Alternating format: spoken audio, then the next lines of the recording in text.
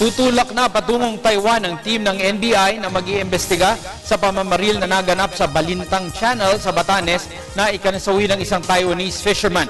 Inaasahang makakatulong ito upang maibsan ang tensyon na mamagitan sa Pilipinas at Taiwan. Si Noel Perfecto, nag-uulat.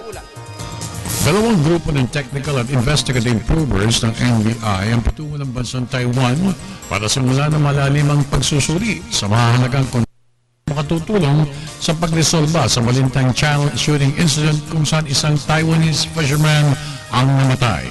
Ayon kay Deputy Director for Regional Services, Virgilio Mendez, matinding atas ng Pangulong Pinoy kay Justice Secretary Laila de Lima na importanteng matapos agad ang investigasyon upang mabawasan ang tensyon sa magkabilang panig. The team now is preparing for their departure and we're just awaiting for the approval of our travel. More or less, ilan po ang composition ng group? About 8 of them, purely technical and some from the investigative.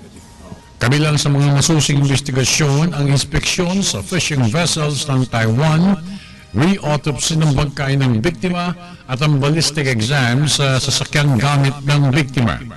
Those are the main concerns that we have to undertake: the vessel, inspection of the vessel, ballistics probably, and probably, if it's possible, the re-autopsy of the victim. What about the other companions of the victim? Would they be That's part of the plan.